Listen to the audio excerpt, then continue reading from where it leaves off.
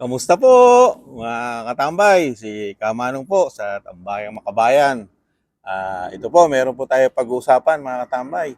Ang ating daw Pangulong Marcos ay isa raw tuta ng Amerikano, tuta ng kano at walang isang salita. Ayon sa mga expert na mga nagsusuri mga katambay. Ito po, bago po natin pakinggan, nagpapasalamat muna si Kamanong siyempre sa mga nakakagusto po ng ating maliit na channel sa YouTube at TikTok, ang Tambayang Makabayan, komento ni Kamanong. At siyempre, nasa labas po tayo ngayon. Medyo fresco po ang ating pagbablog. Kaya medyo maganda po ang ating pakiramdam. Nakakalangha po tayo ng sariwang hangin. Ito po mga katambay, pakinggan po natin ang isang balita at saka po natin komentuhan.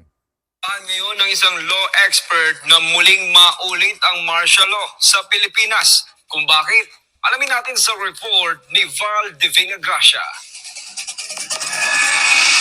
Ang tanong ko, ano ba ito? Ang susunod na ba ay martial law?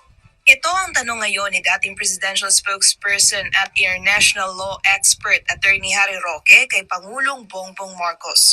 Kasunod ito na naging pahayag ng Pangulo nitong nagdaang mga araw na pwersahang kinuha ng China ang ilang bahagi ng pinag-aagawang teritoryo sa West Philippine Sea. Ayon kay Roque, matagal na ang tensyon sa WPS ngunit ngayon lang niya narinig ang salitang annexed. Hinala tuloy ni Roque, may ibang layunin dito si PBBM.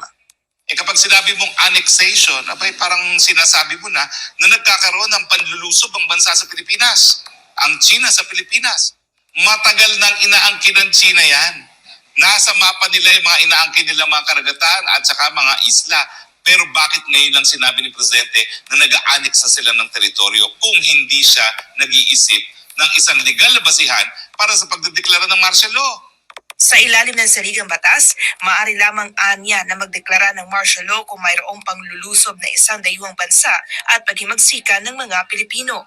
Martial law naman ang nakikita ni Roque na opsyon ng administrasyon upang manatili sa pwesto ng mas matagal na panahon. Samantala, sangayon naman ang geopolitical analyst at historian na si Professor Herman Laurel sa pananaw na ito ni Roque na gamitin ang issue sa WPS upang magdeklara ng martial law si PBBM. Ang pangambala ngayon ni Laurel ang tila pagiging tuta ng Pangulo ng mga Amerikano. For one whole year now, wala po siyang isang salita na maaasahan po na totoo. Hindi natin alam kung anong nasa likod ng ulo niya.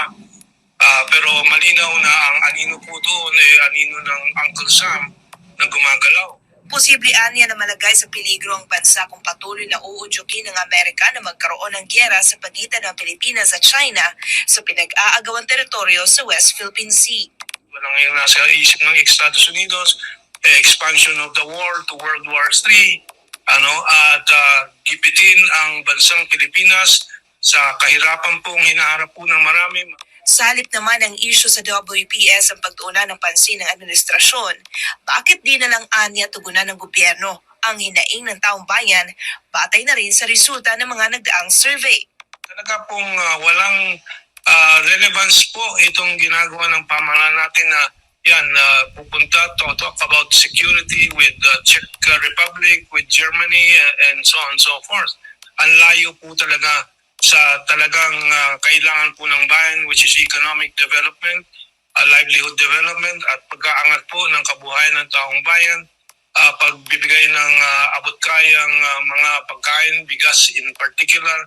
Sa huli, nagpapasalamat si Professor Laurel sa SMNI kay Pastor Apollo C. Kibuloy at dating Pangulo Rodrigo Duterte na tumutulong na maliwanagan ang sambayanang Pilipino sa mga nangyayari ngayon sa Yan po mga katambay. Nakita po natin, narinig na medyo maingay lang ng konti. Mayroon mga nagdadaang eroplano pa. Ganun pa pag nasa labas tayo at malapit tayo sa airport. Yun po, ayon po sa siyempre mga expert, di ba? Katulad ni Mr. Laurel at ni international lawyer Harry Roque, di ba? Alam na alam po nila ang nangyayari sa ating bansa. Saka talagang si Pangulong Marcos, parang nga, di umano, naging tuta na ng kano, di ba? Lahat na ng mga idea ng kano ng mga Amerikano. ang nagiging idea na rin ng ating Pangulong Marcos. Samantalang tama yung sabi ng isang expert na si Mr. Laurel. Di ba? Dapat tugunan mo muna yung pangailangan ng ating bansa, di ba? Lalo seguridad ng pagkain, di ba? At napakamahal, di ba? At siyempre yung local businesses natin, di ba? Dapat yung palaguin mo para makatulong sa mga mamamayang Pilipino, di ba? Saka isa pa, yung sinasabi ni Attorney Roque, parang ngayon lang nangyayari yung sinasabing pananakop ng China, di ba?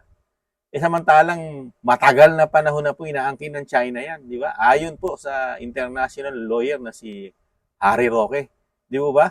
Yan po matagal na dahil yan po nasa mapa nila, di ba, ng China. Kaya yung sinasabi po ng Pangulong Marcos, may posibilidad po talaga yon mga katambay na maging ground po. Ito pong sinasabi po ng Pangulo na parang para tayo pinag-aadya na ng Pangulo na i-adapt natin yung mga lagi niyang ini-speech na tayo pinupwersa ng sakupin halos ng China. Di ba? Para lang, yun ang sabi ng mga matatalinong expert. Di ba? Katulad ni Mr. Laurel at ni Attorney Harry Roque. Di ba? Na magiging ground para mag-declare ng martial law sa ating bansa. Mga katambay. Biriin niyo po yun. Tama po yun eh.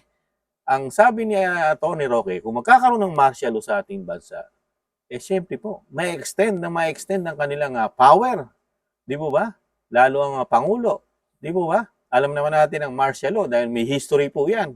Dahil ang unang nakalasap ng napakahabang termino ng martial law, kung nag-iisa pa lang sa Pilipinas, history. Yun po ang kanyang ama na ang Marcos Sr., di ba?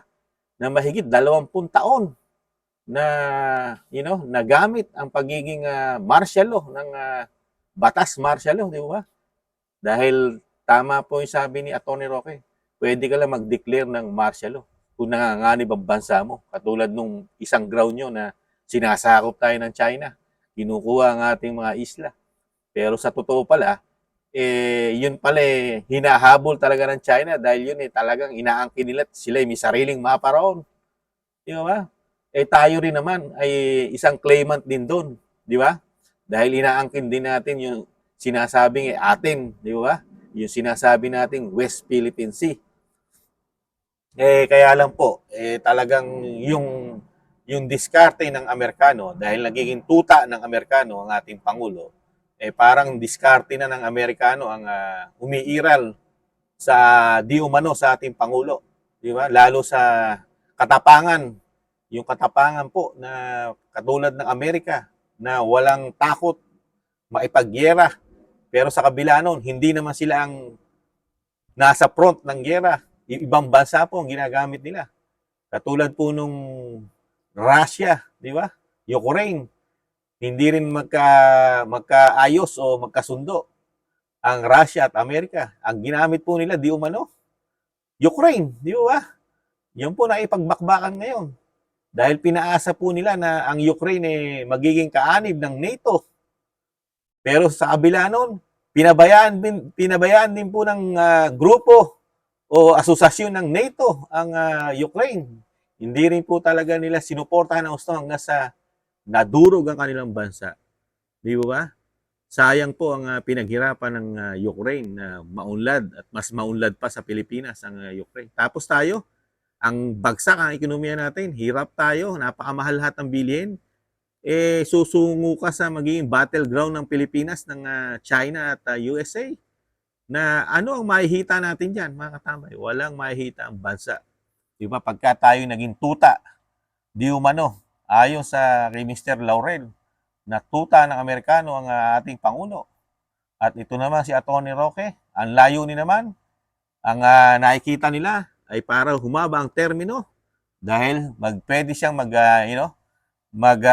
martial law sa ating bansa, mag-declare ng martial law, mga katambay.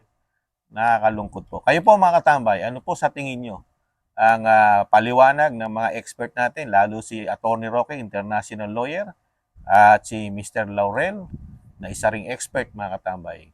Kayo po, Pwede po niyong sagutin si Kamanong kung tama po ang mga pag-aaral nila Atty. Roque at ni Mr. Lopez o Laurel, mga katambay. Di po ba? Yan lang po mga katambay ang nakakalungkot at huwag naman sana mangyari sa ating bansa na magkaroon ng third war sa ating bansa, di ba? Dahil nakita natin second war, napakatindi. Paano pa ngayon third war? Ba? Pangatlong pagkakataon, iba na po ang mga sandata ngayon, puro nuclear na po, di ba? Mas matindi po ang pinsala pagka ngayon po ang giyera sa panahon natin, di ba? Kaya huwag naman po sanang dumating sa ating bansa yung pangatlong pagkakataon na giyera na yan. Mahirap po. Mahirap po para sa ating mga anak yan at kaapu-apuhan, mga katambay. Hindi tayo basta-basta makakabangon dahil ang Pilipinas, ang tagal bago nakabangon nung huling Second World War ng Japan, di ba sa atin? Tagal nating talagang pinagsikapan na makabangon ang ating bansa. Tapos ito ngayon, na kahit pa paano gumaganda na ang ating bansa sa panahon ni Pangulong Duterte. Tapos, ngayon lang medyo bumabagsak sa panahon ng Pangulong Marcos. Tapos, totally mo ipagigiba ang ating bansa. Nako, walang nakikitang kagandahan makikita si Kamanong dyan. Ang makikita lang ni Kamanong dyan, kasiraan at maraming mamamatay ng mga Pilipino. Sa mga Amerikano, walang masyadong mamamatay sa mga Amerikano. Dahil sila, malayo sila. At ang lagi sinasabi nila ng Amerikano sa atin, nasa likod lang sila mga katambay. Lagi lang sila nasa likod. Wala sila sa harap. Bihirang namamatay ang tao pag nasa likod. Ang karamihan namamatay nasa harap. Di ba? Yun lang po mga katambay. At sana wag mangyari ang iniisip ni Kamanong. Yun lang po mga katambay. Si Kamanong, siyempre mahalin pa rin natin ang ating bansa. Huwag sa giyera. Tis-tis lang po, may pag-asa pang makabangon tayo muli. Paalam. Bye-bye.